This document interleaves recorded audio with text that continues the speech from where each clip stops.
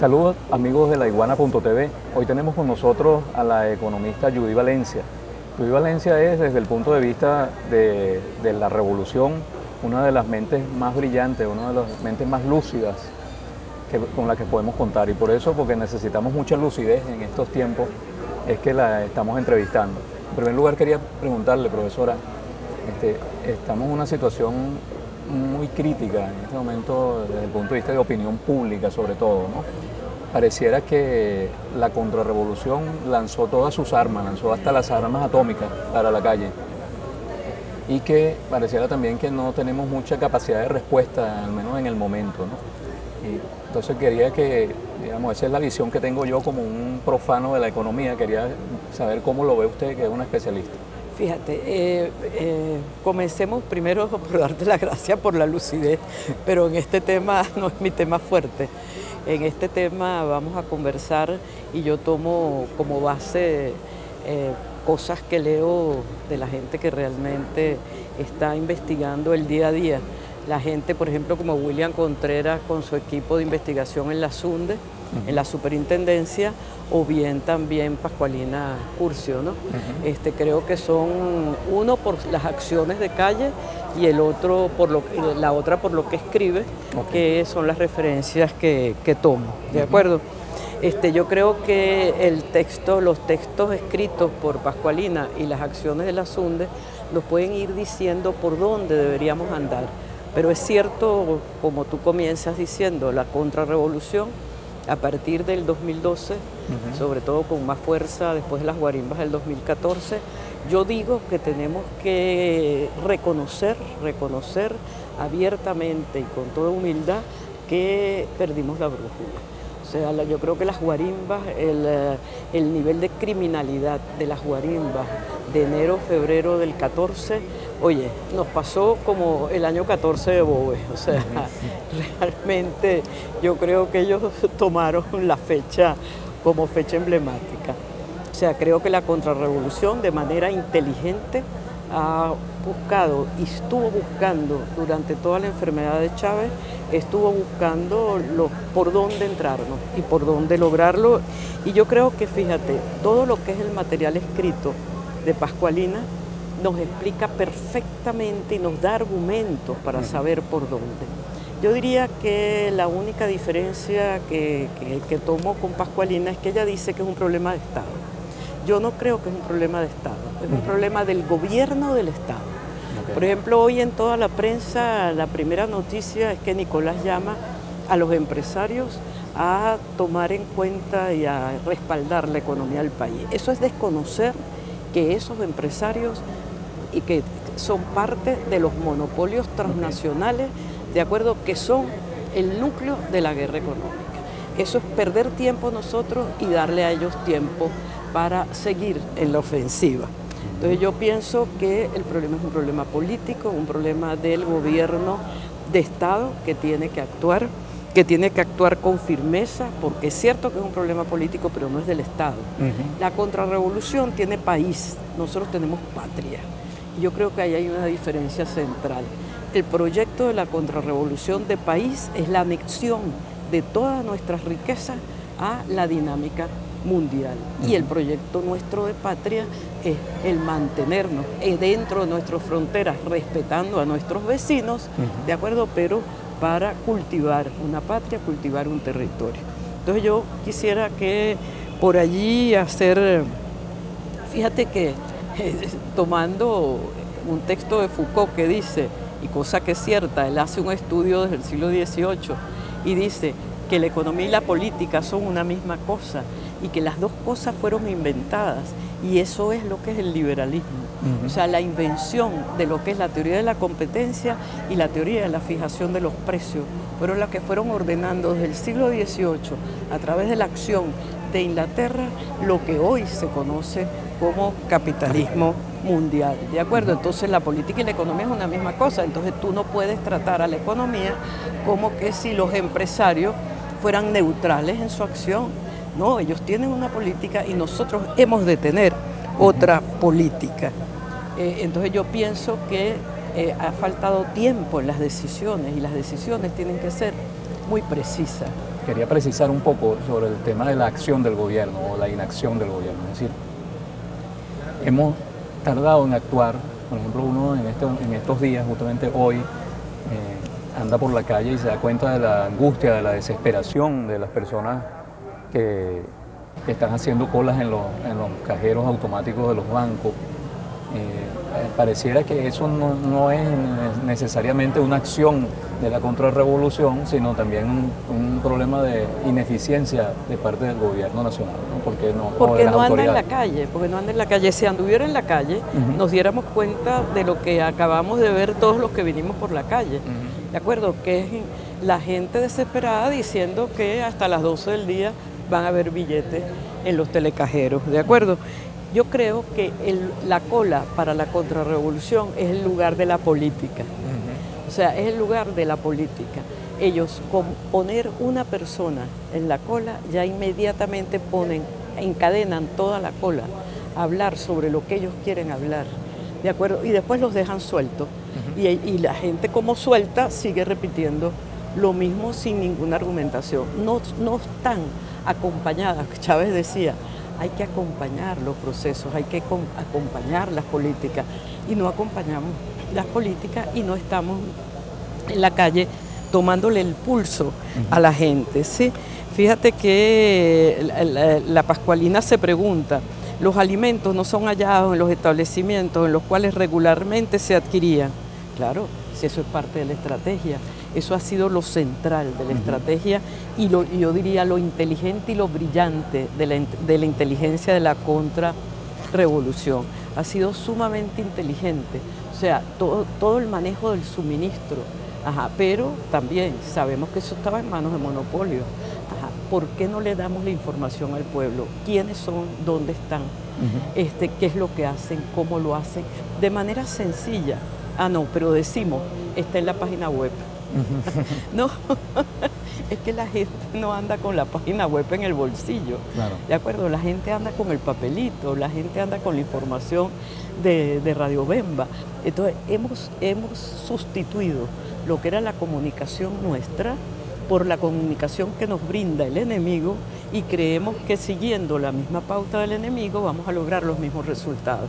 No, porque el problema nuestro no es en pocos textos mandar consignas o mandar órdenes, ¿no? Porque nosotros no ordenamos, ¿de acuerdo?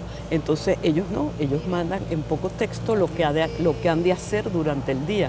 Nosotros tenemos que argumentar las políticas, y en un tuit no se argumenta nada. ¿Se puede decir entonces que a estas alturas, al menos en este momento de la guerra económica, la estamos perdiendo? No, yo no creo que la estamos perdiendo, la estuvimos perdiendo. Yo creo que ha habido un repunte, y el repunte nos ha ayudado situaciones bien increíbles. Mira, nos ha ayudado la situación de Argentina, nos ha ayudado el golpe parlamentario de Brasil. O sea, con eso la gente un poco ha vuelto otra vez a perder la atención de lo que era la conversación y la cadena de la cola para realmente ver futuro, ver horizonte. Y en estos días, por la desaparición de Fidel también, porque esa movilización y ese revivir la historia de los tiempos de toda la década de los 60, que fueron tan importantes para todo el proceso latinoamericano actual, de acuerdo, también, ¿no? Entonces yo no creo que la vamos a perder. El problema es que, fíjate, no solo no tomamos políticas a tiempo, sino que vamos como en zigzag. O sea, ponemos y quitamos. Y cuando ponemos las cosas bien, no le hacemos seguimiento, no lo supervisamos, no tenemos constancia, sino que lo volvemos a quitar y lo suspendemos. Una de las cosas que se viene haciendo como investigación, lo está haciendo el grupo de investigación y William Contreras en la SUNDE, de los inventarios para septiembre. Y te consigues que textil, calzado y juguetería tiene inmensos inventarios para el mes de septiembre. Entonces, una de las medidas que se debería tomar es la congelación de los precios de septiembre, ¿de acuerdo? Porque ya ellos compraron absolutamente todo lo que van a vender en diciembre. Entonces, eso sería una medida interesante. Otra medida interesante es el apoyo a las acciones que hace SUNDE en la calle un poco como diluyendo a Sunde, disolviendo a Sunde en el seno del pueblo, o sea, que realmente haya un apoyo más masivo y que no se exija, digamos así, como el cumplimiento de reglamentos que están simplemente en el papel y no en la acción. Otra cosa interesante es ver esa diferencia que te señalaba. Yo sé que Nicolás, bueno, por ser jefe de Estado, tiene también que ponerle atención a la otra mitad o a la contrarrevolución, digamos así. Pero yo no creo que la conversa puede ser con los empresarios. Yo entiendo que es muy importante el diálogo político porque la primera prioridad es la paz. Estoy totalmente de acuerdo con la agenda que se ha hecho en las mesas del diálogo político, pero yo creo que en la economía es otra cosa. Si no se entiende que economía y política es una misma cosa, si no se entiende que la contrarrevolución, su política es una estrategia de vaciarnos del apoyo del pueblo, haciéndole la vida imposible. O sea, si tú le haces la vida imposible a la gente simplemente, bueno, va a mirar para el otro lado. ¿De acuerdo? Entonces, bueno, eso es, y además que tiene las experiencias. Siempre se señala la de Chile, yo creo que más interesante es la de Rusia. O sea, cómo a partir del año 85, ¿de acuerdo?, hasta el 91, disolvieron lo que era la Unión Soviética, ¿de acuerdo? Simplemente que era una superpotencia y le quitaron el apoyo de calle, le quitaron el apoyo del pueblo y el pueblo empezó a actuar contra los mismos que le habían dado la vida. Aquí le pediría que me respondiera un poco como si usted estuviera dando clase de, digamos, de política cambiaria para muchachos nuevos en economía. ¿Por qué, qué alternativas le quedan a un gobierno desde el punto de vista de la política cambiaria? Un gobierno que tiene ya, bueno, sumando a la época del comandante, creo que 13 o 15 años de control de cambio y que se encuentra en una coyuntura en la que el cambio lo fija una pequeñísima minoría con una página web. Pero fíjate que no es el cambio lo que fija, lo que es una fijación virtual de los precios de los bienes de consumo final. Entonces, y hay mecanismos para hacerlo.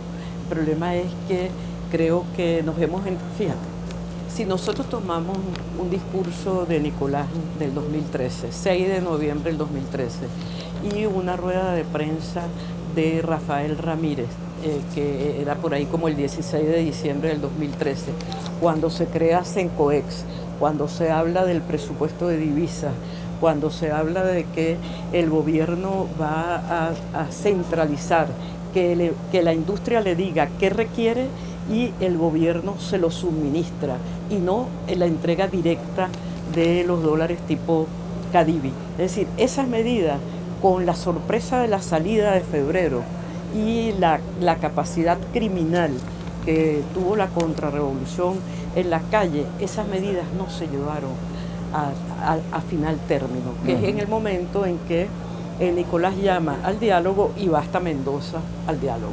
¿De acuerdo? Entonces allí hubo una pérdida de perspectiva. Ahora, ¿qué sucede? ¿Qué acontece? Fíjate. Es cierto que hay ese fijador, porque es un fijador del precio, o sea, el comerciante ve el dólar Cúcuta o el dólar criminal o el dólar Today, inmediatamente, subjetivamente, suben todos los precios y todos se adaptan diciendo que no voy a tener capacidad de compra para después.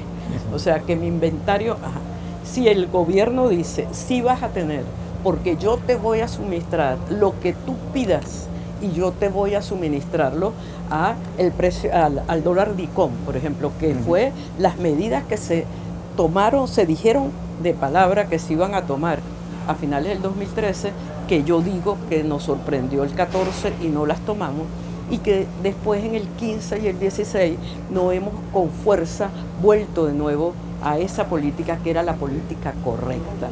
Yo no estoy contra el Consejo Nacional de Economía, no, pero eso es un lugar para tomarle el pulso a la situación de los otros, ¿de acuerdo? Y es un lugar de negocio, o sea, no es un lugar de elaboración de política. Y yo creo que ahí se comete un error. El lugar de elaboración de política tiene que ser entre nosotros, no puede ser con la contrarrevolución, ¿de acuerdo? Porque la contrarrevolución ha hecho su política y su estrategia inteligente. Fíjate, por ejemplo, en la frontera. ¿Qué acontece en la frontera? En la frontera se legaliza todo lo que entra y que sale, nosotros decimos que sale como contrabando, ellos lo legalizan inmediatamente. En la frontera, sin acuerdos entre los estados, el bolívar es moneda convertible sin ser moneda internacional. O sea, en la frontera hay una cesta de monedas convertibles y en ellas está el bolívar conjunto con el dólar y el euro.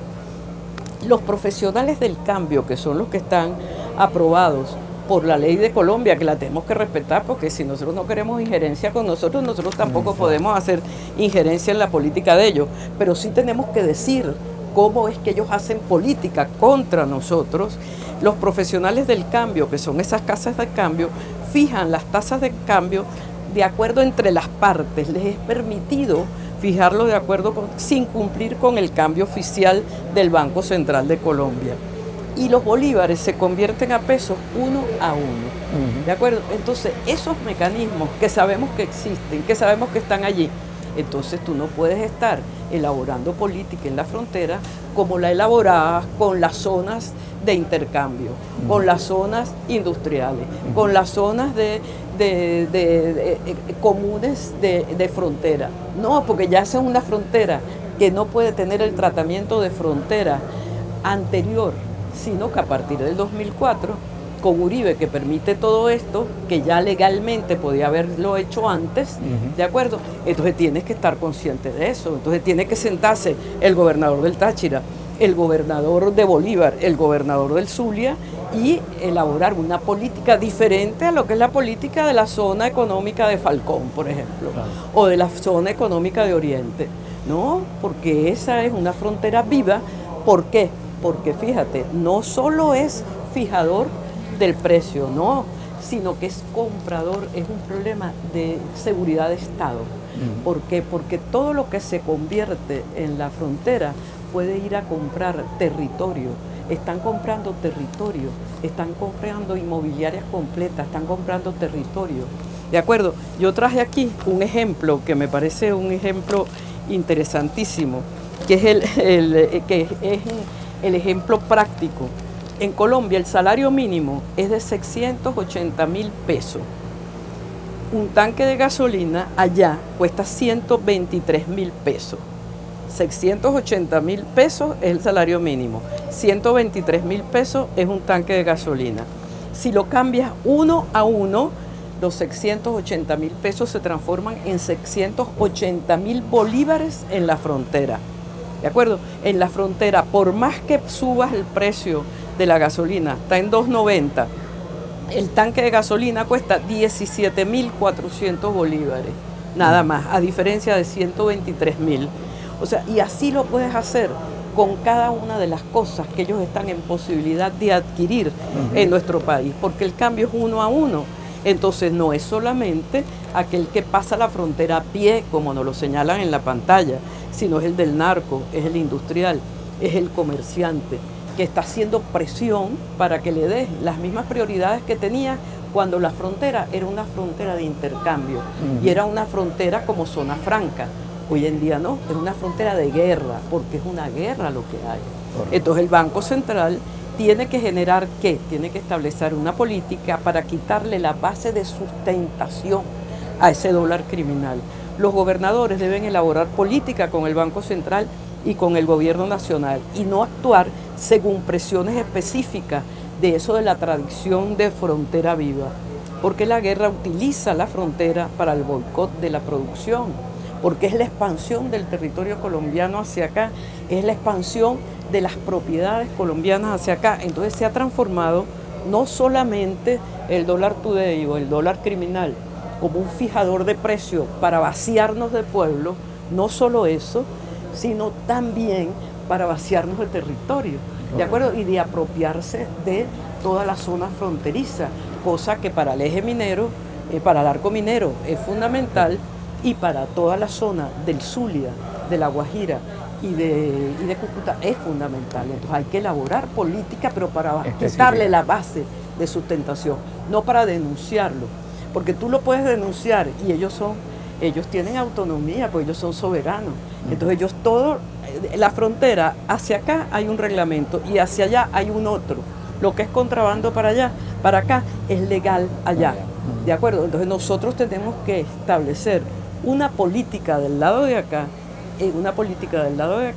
que realmente le haga la guerra en la mera frontera y no como piensan algunos. No, mira, vuelve a abrir, entonces hacemos zigzag, cerramos y abrimos sin tener precisión de qué es lo que debemos hacer con una frontera que no es cualquier frontera, de acuerdo, sino que es una frontera que por nuestras debilidades y por la inteligencia de la contrarrevolución nos las han filtrado, apropiándose del territorio y filtrándonos una práctica incorrecta. Ya para finalizar, yo sé que muchas veces a los economistas les piden ejercer de profetas, de pitonizos, ¿no? Sobre todo en estas épocas del año. Bueno, ¿cómo va a ser el año 2017?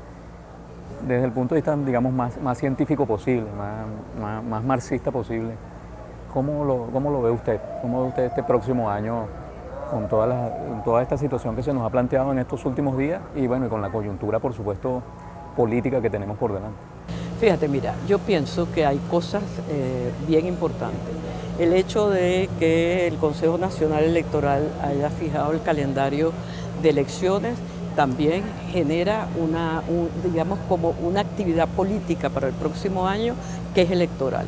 Entonces nuestra atención tiene que estar en una única política entre gobernadores, alcaldes y gobierno nacional, pero conjunta, no compitiendo, sino conjunta en lo que arranca a principio de año para poder estar en condiciones para julio para las elecciones de gobernadores. No porque nuestra política sea electoral, sino porque tenemos que rescatar de nuevo la confianza del pueblo en los logros alcanzados. Realmente revivir lo que es la posibilidad, de toda la riqueza de las misiones. Entonces, eso es sumamente importante. Yo creo que la situación internacional nos puede ayudar. ¿En qué sentido? Fíjate la locura del mundo contra un presidente de los Estados Unidos. Eso descontrola por un tiempo, porque yo creo que el presidente de los Estados Unidos poco hace, porque eso las transnacionales y el aparato industrial militar es el que hace realmente, pero por lo menos descontrola internamente a la sociedad norteamericana, descontrola a las transnacionales que tienen que volverse de nuevo a reubicar.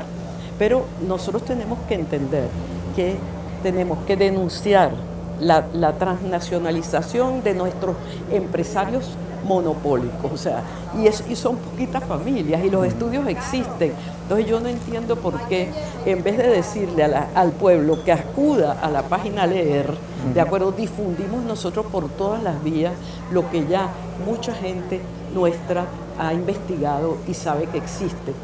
Todos los productos, toda la mercancía fluye al interior de la transnacional. Ya no hay importación, exportación, ¿de acuerdo? Sino que ellos se pagan y se dan el vuelto. Entonces si nosotros rompemos eso y decimos no, el suministro lo hacemos nosotros, como lo dijimos en el 13, con Sencoex, ¿de acuerdo? Si volvemos de nuevo a eso, a tomar el toro por los cuernos, nosotros vamos a tener un buen 2017, pero tenemos que decidir y no dar bandazos en la política, no kitipón, sino que realmente persistir en la política, hacer la política del Banco Central salga a la calle. La gente del Banco Central tiene que dar la cara y tiene que explicar, y la explicación puede ser sencilla, ¿de acuerdo? En cambio que no, que es lo que está haciendo. Hay una orden ahorita, dicen de Sudeban, de no permitir sacar sino un monto de dinero, y el gobierno no explica a qué responde la medida, ¿de acuerdo? Entonces, si tú explicas, un pueblo que tiene las entendederas abiertas entiende perfectamente y no se hace eco del rum rum que viene por las redes, ¿entiendes? Entonces yo creo que el 2017 hemos de empezar con buen pie si decidimos. Yo diría, hay que congelar los precios. Fíjate lo que dice Pascualina en su investigación, y yo creo que eso es importante. El efecto hasta ahora ha sido solamente en alimentos y medicamentos. Va a venir más a fondo en relación a la posibilidad de pérdida de algunos de los logros, como por ejemplo el del empleo y el del trabajo.